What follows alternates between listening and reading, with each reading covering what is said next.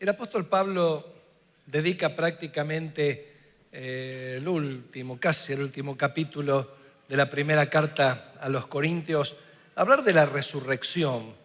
Y él habla cómo el Señor se resucitó con pruebas indubitables, ¿no? Se presentó primero a las mujeres, después a Pedro, después al resto de los apóstoles.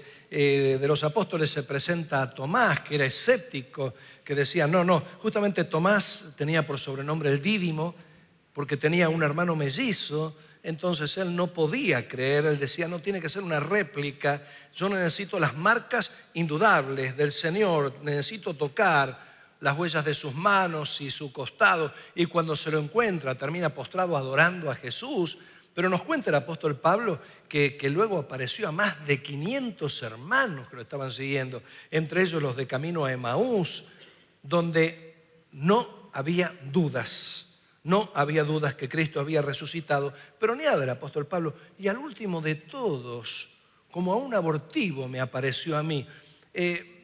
Pablo da la idea en aquel tiempo donde los partos no tenían ningún tipo de asistencia médica, sino eran personas prácticas, matronas que ayudaban. Muchas veces en el parto era frecuente que muriese la madre o el bebé o ambos.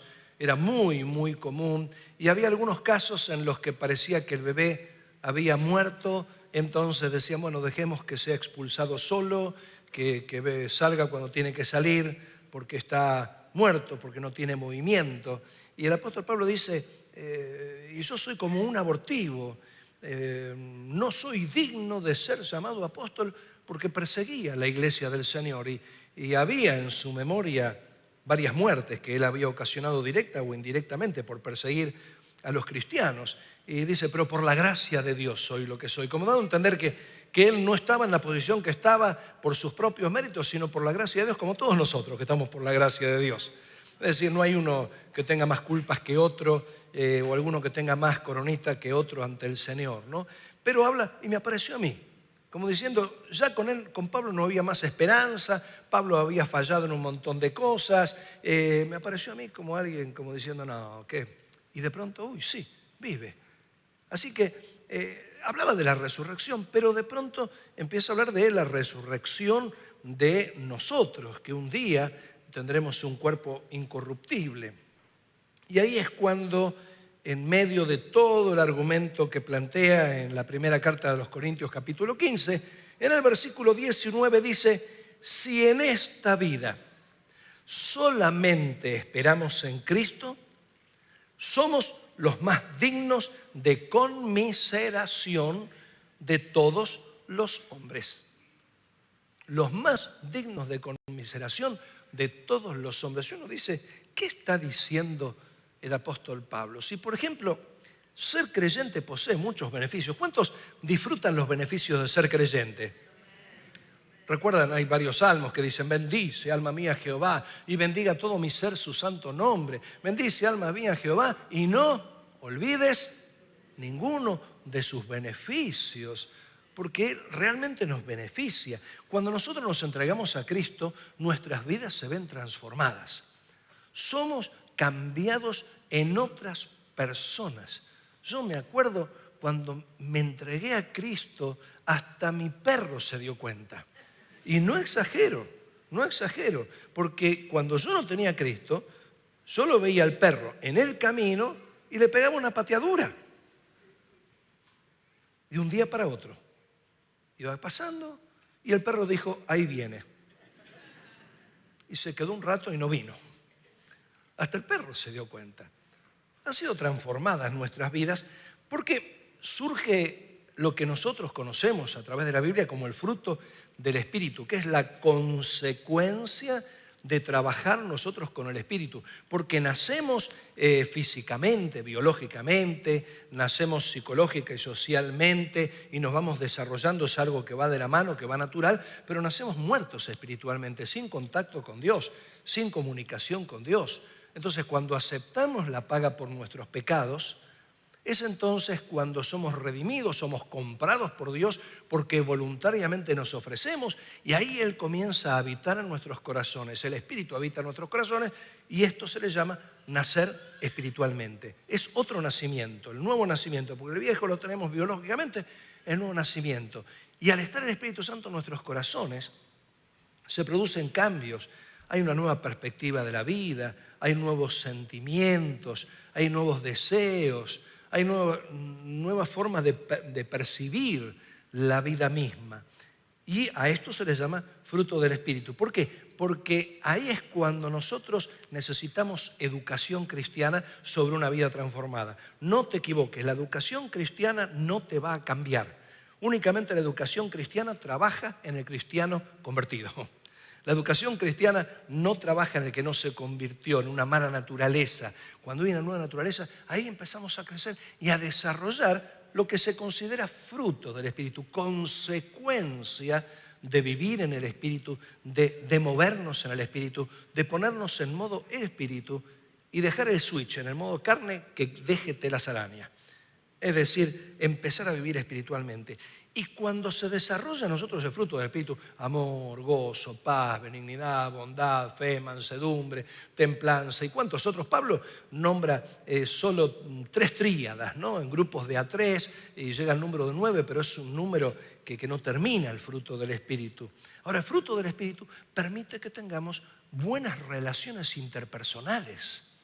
¿A cuántos les ocurrió que después de aceptar a Jesús en sus vidas, empezaron a amigarse, a pedir perdón y a perdonar a aquellos con los que tenían malas relaciones? A ver, levanten la mano los que cambiaron sus relaciones con los vecinos, con los enemigos. ¿Viste lo que es, lo que hace el Espíritu Santo?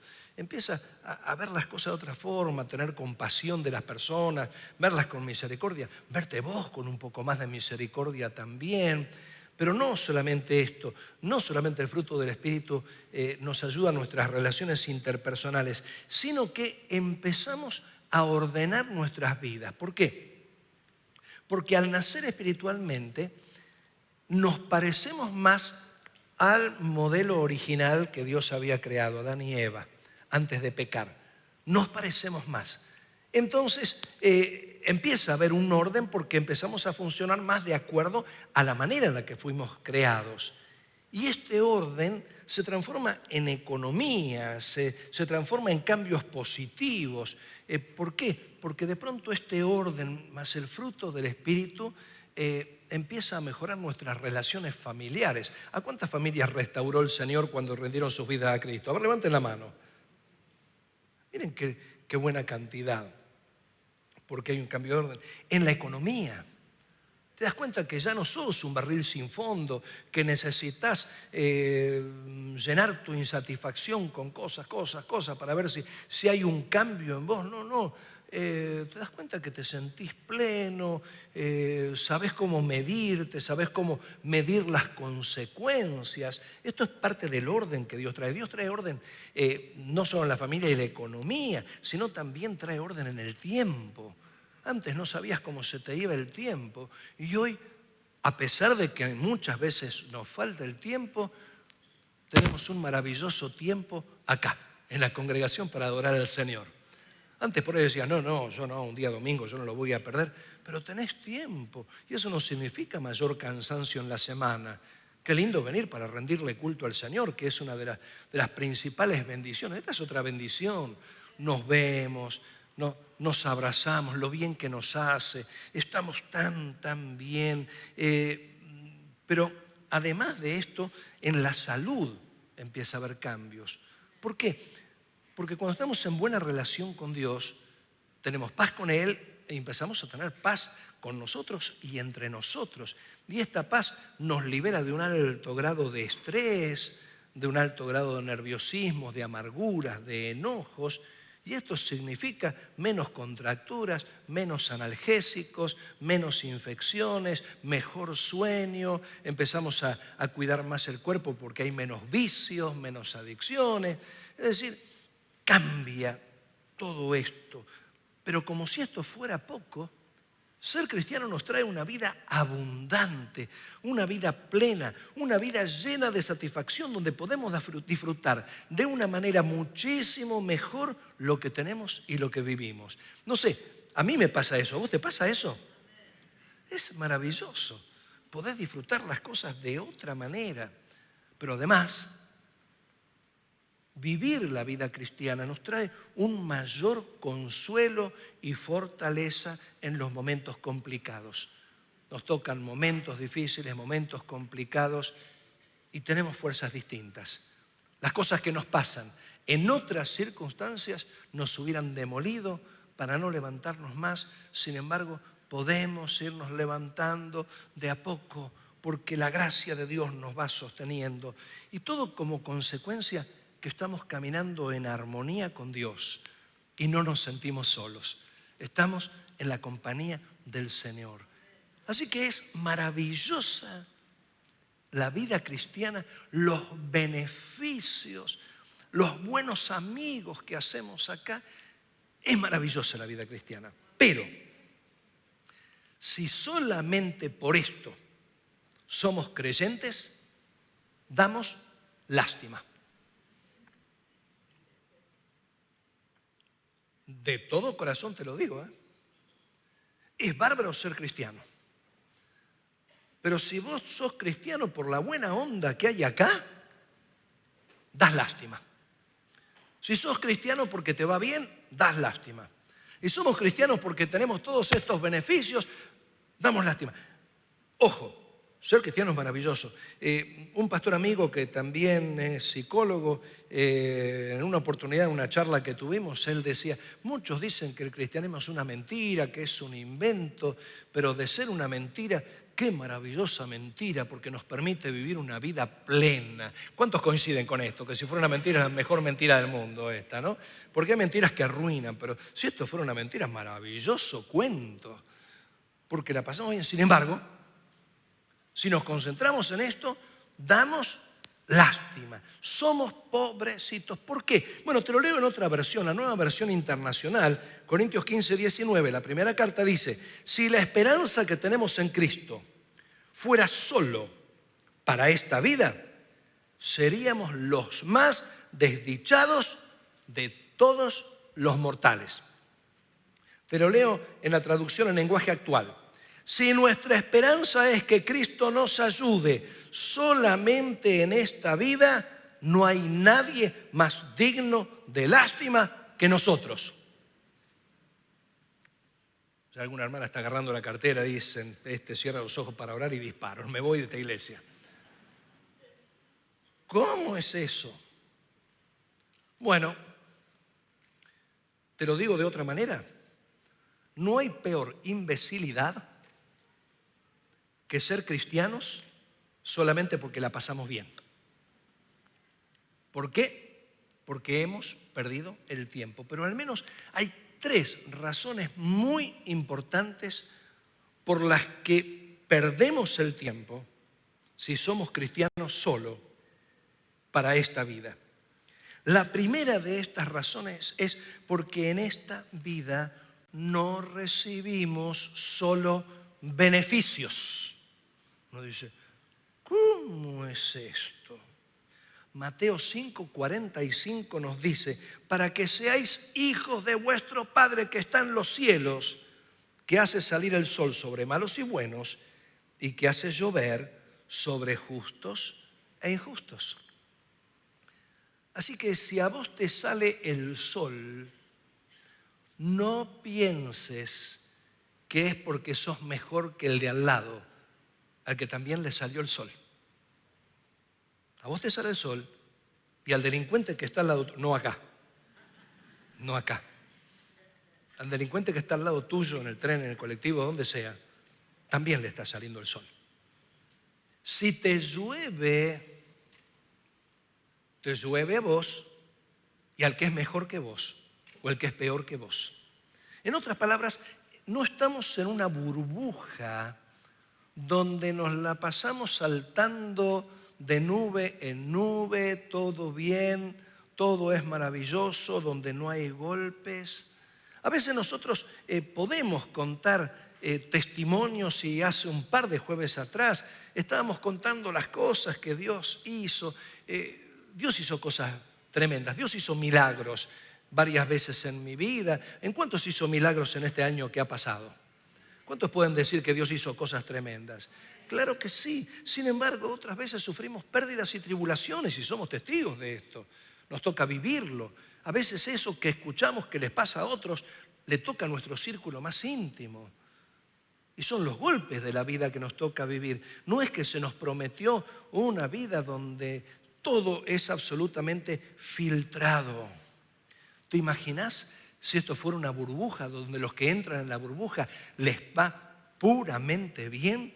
La burbuja se llena de gente que viene por los panes y por los peces, de gente que viene por interés, gente que dice entremos a la burbuja, como los fariseos que en el tiempo de Juan el Bautista se bautizaban para huir de la ira venidera, pero no porque tenían un legítimo arrepentimiento. Los primeros cristianos tuvieron que sufrir muchísimas injusticias y crueldades.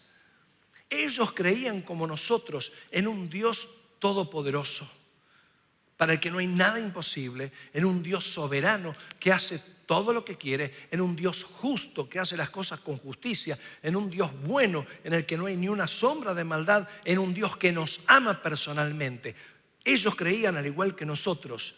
Sin embargo, ellos perseveraban, aunque veían a sus seres queridos ser devorados por los leones, justamente por adorar a ese Dios, mientras que aquellos que blasfemaban contra ese Dios se reían en las tribunas de una forma cruel. Y ninguno de esos cristianos se abandonó. No podían entender, no podían asociar estas dos imágenes, la de la crueldad que ese Dios tan bueno permitía, pero siguieron adelante porque entendían que no solo se viven beneficios. Por servir al Señor vas a encontrar tribulaciones. Aquellos que quieren vivir piadosamente, el apóstol Pablo dice, van a sufrir tribulaciones. A veces nos toca vivir la injusticia. Por algo Jesús dijo, bienaventurados los que sufren persecución por causa de la justicia o por ser justos.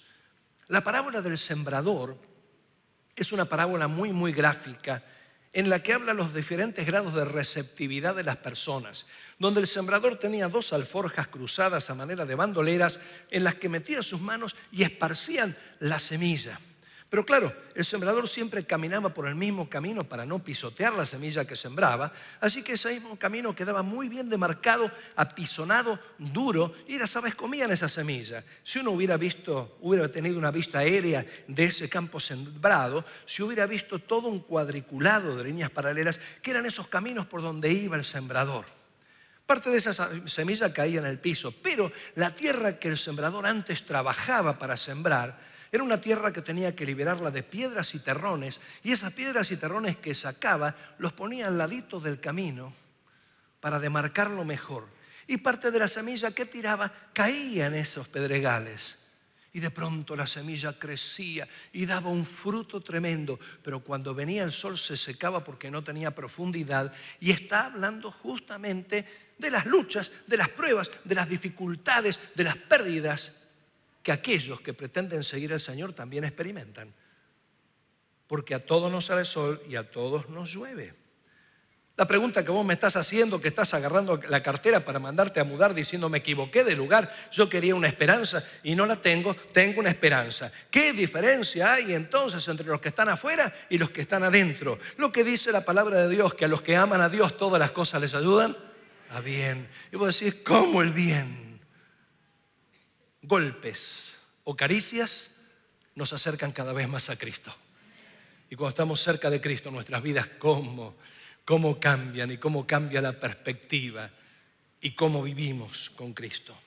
Así que la primera razón por la que ser cristiano solamente para esta vida es una tontería y nos pone como dignos de lástima, es que no siempre nos va bien. Así que no te hagas cristiano porque hay buena onda, no te hagas cristiano porque hay buenas vibras, no te hagas cristiano porque te va mejor, sino hacerte cristiano por otra razón que vamos a hablar. Pero hay otra razón por la que el que es cristiano solamente para esta vida es digno de lástima. Es porque esta vida dura muy poco. Así es. Lo que nos parece toda una vida es solo un suspiro. ¿Te diste cuenta de eso? A veces uno dice, uy, sí, trabajé tanto tiempo, dejé mi vida en este trabajo.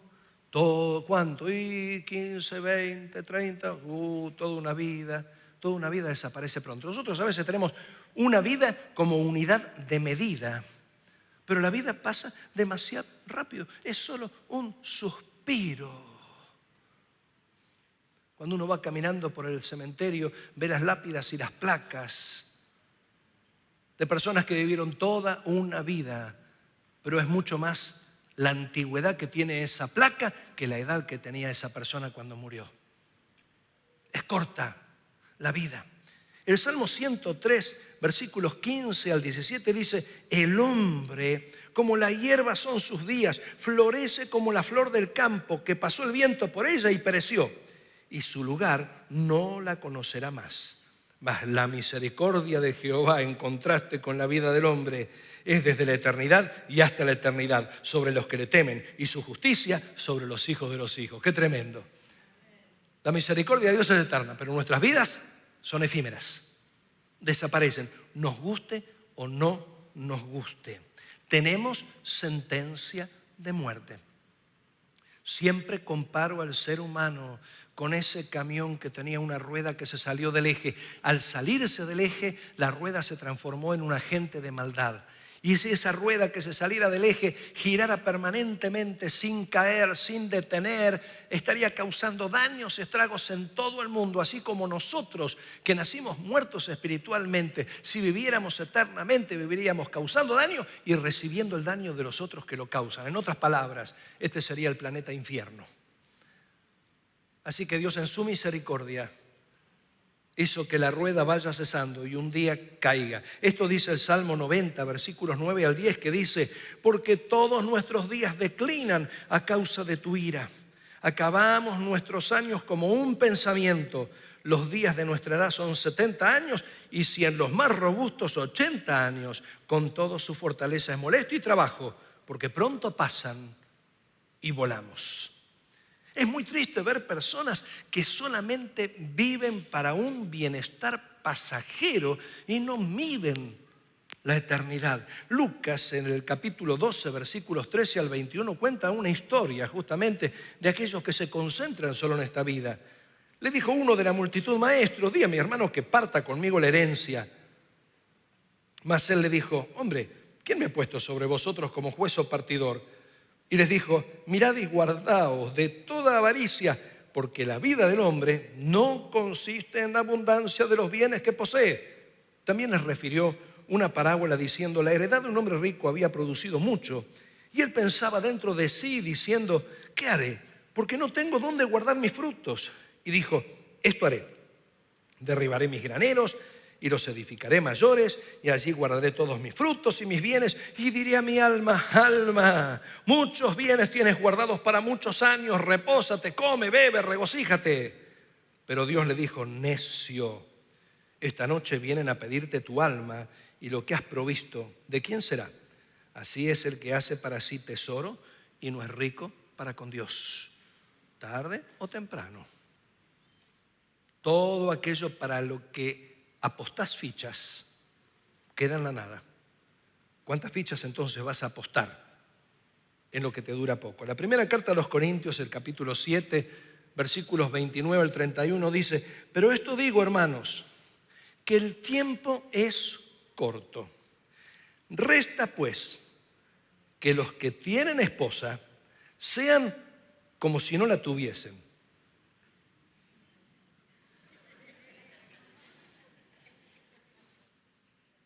Tiene dos lecturas esto, ¿no?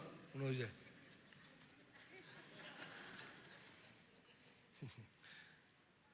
esa es la lectura del malo. Ahora la lectura de aquel que considera en su cónyuge, porque acá se habla genéricamente esposa o esposo, donde uno encuentra reposo, alegría, sepa que no es para siempre. Tarde o temprano la muerte los separa. Y continúa diciendo, y los que lloran como si no llorasen, porque no hay dolor que sea eterno. Y los que se alegran como si no le alegrasen, porque no hay alegría que sea permanente. Y los que compran como si no poseyesen. Y los que disfrutan de este mundo como si no lo disfrutasen, porque la apariencia de este mundo se pasa. En otras palabras, tenemos que aprender a vivir sueltos de estas cosas y no aferrarnos, porque esta vida dura poco. Cuando estaba terminando la pandemia, por fin pudimos darnos un gusto con Silvia un poquito postergado. Teníamos de tantos kilómetros o puntos acumulados en planes de vuelo que tenía acumulados, la pandemia frustró un viaje que queríamos regalarle a nuestra nieta mayor y salir y disfrutar con ella.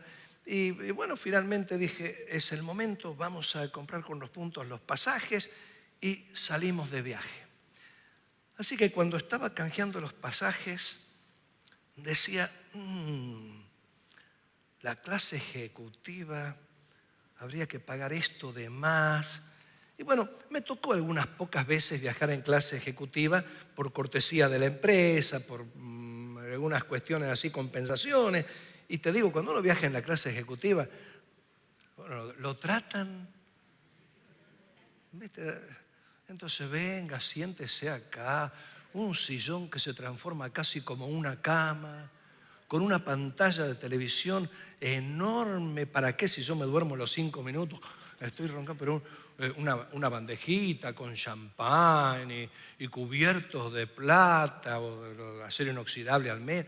Todo bárbaro, ¿no? Un espacio, no te pasan por arriba, que siempre hay alguno que te pega un caderazo en la mandíbula.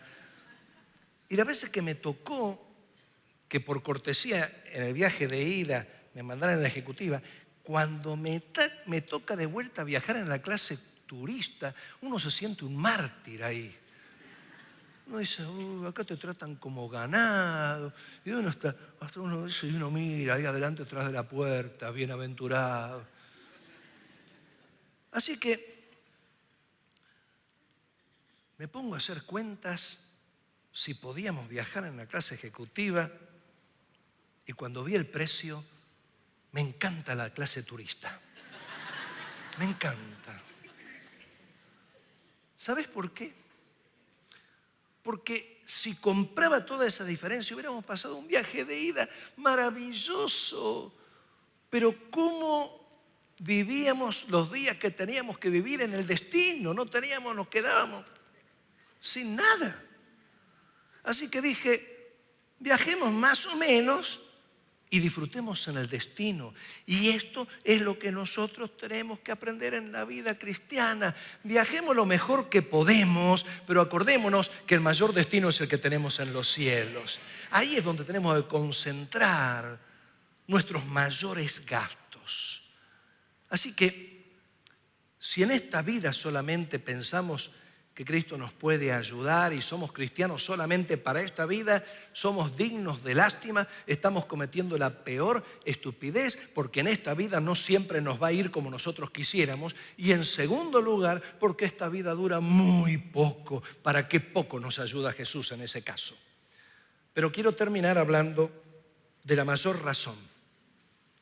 Si solamente para esta vida pensamos en Jesús, somos dignos de lástima, porque hay una eternidad que vale muchísimo más. El Salmo 23, que nosotros le llamamos el Salmo del Pastor, pero como vengo diciendo es el Salmo del Pastor y del Anfitrión.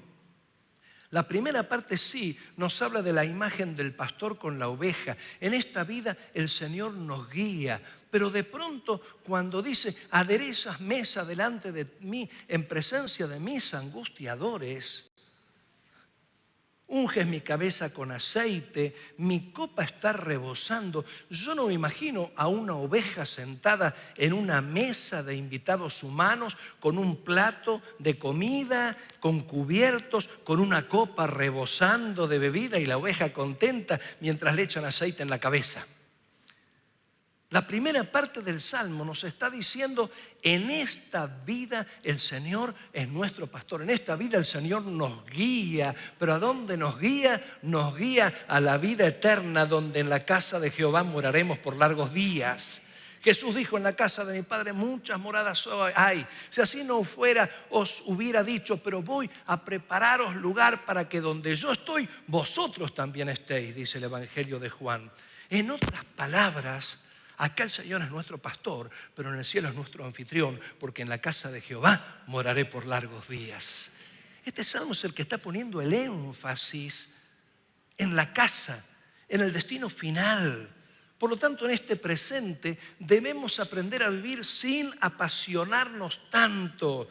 Vuelvo a leer lo que dice la primera carta a los Corintios, el capítulo 7, versículos 29 al 31.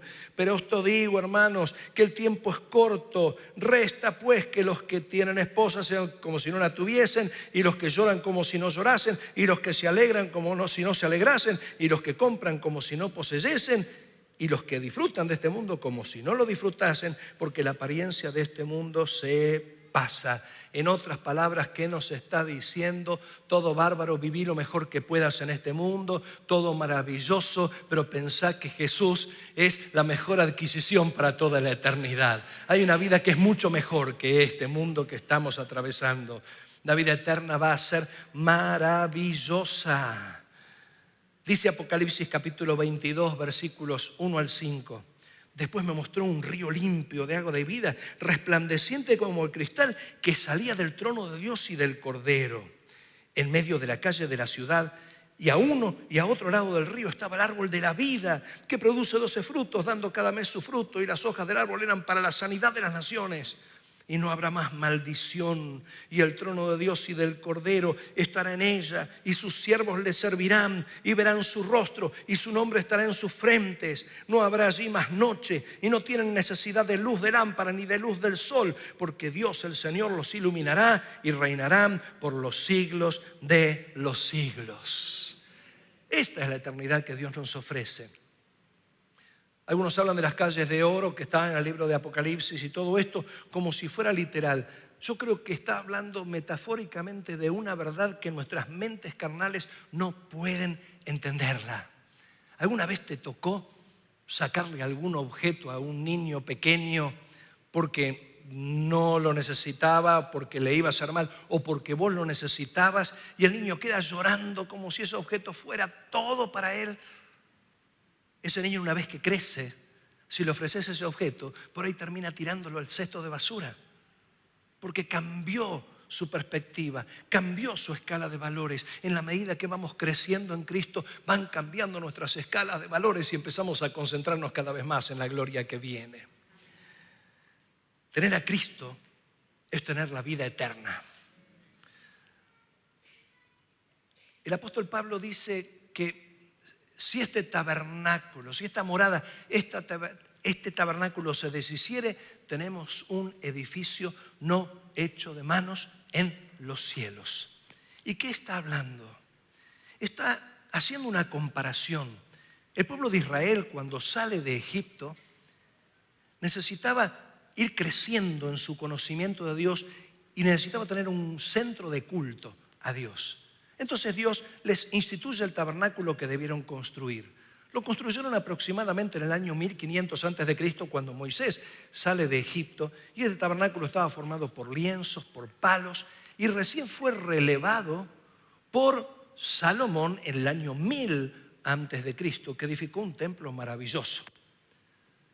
Ahora, 500 años de esa carpa que se armaba y se desarmaba. A mí me encantan las carpas. Hace un par de años me compré una para salir de camping, todavía no la estrené. Fue una forma de decir, bueno, estaban por operarme del cáncer y todo. Y yo dije, bueno, uno nunca sabe, puede ser la última vez, así que vamos a tirar un ancla para el otro lado por las dudas, como garantizándome, voy a salir de esta. Así que compré la carpa como diciendo cuando salga. Y no, bueno, salí, pero tampoco salí con la carpa, ¿no? Pero una vez me había comprado una carpa hermosa.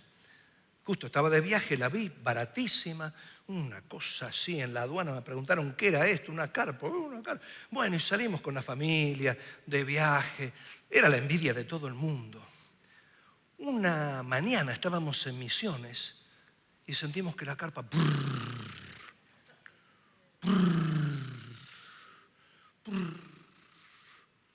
se me da por abrir la ventanita y era una vaca que se le dio por lamer la carpa.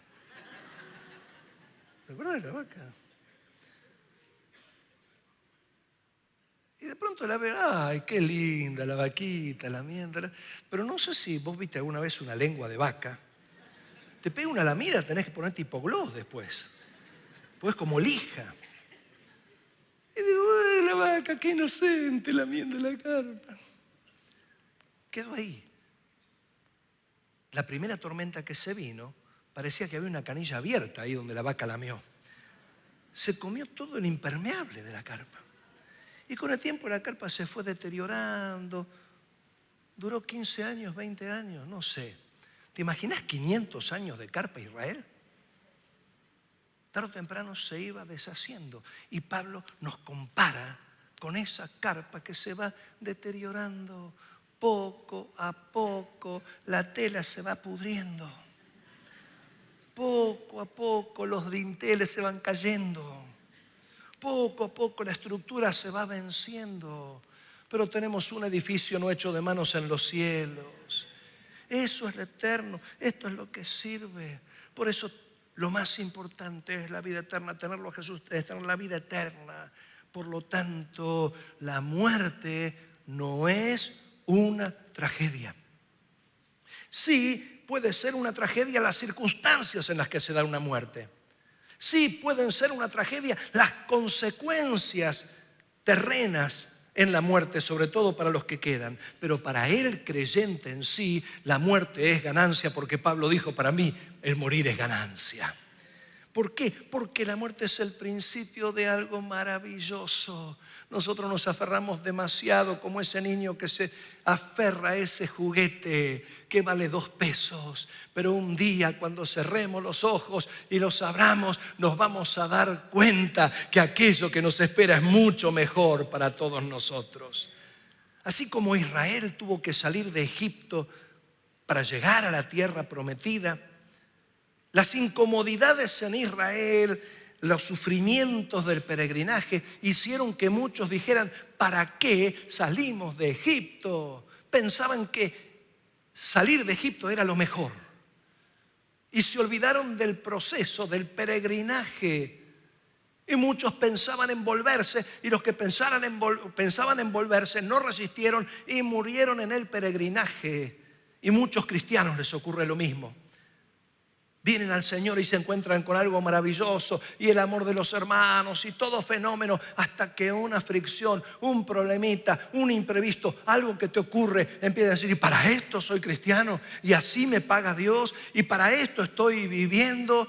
Y mueren espiritualmente. ¿Quiénes fueron los que llegaron a ver la tierra prometida? Aquella generación que sí o sí salía de Egipto y no se concentró en el peregrinaje, sino se concentró en la tierra que tenían que conquistar. Hermanos, hermanas, creo que nuestra vida es para que no pongamos los ojos clavados solo en esto. En esto viví lo mejor que puedas, progresá lo mejor que puedas, pero no pierdas de vista aquello que nos espera, que es lo mejor para todos nosotros. Ahí vamos a estar en la eternidad. Los que por fe miraban esa tierra, aunque no la podían ver, fueron los que pudieron seguir adelante. Los que por fe vemos esa patria celestial sin poderla ver, somos los que vamos a seguir adelante. Entonces, considerando que a veces nos va bien y a veces nos va mal, considerando que esto es tan corto por largo que te parezca, considerando que hay una eternidad infinitamente superior a este segmento que vivamos, no seamos cristianos solamente por esta vida, seamos cristianos porque tenemos la vida eterna de Jesús, porque Jesús entró en nuestros corazones y nos dio la salvación. Y cuando uno es cristiano de esa manera, uno empieza a ser un cristiano que camina con gozo la vida presente que tiene. Cierra tus ojos por un momento.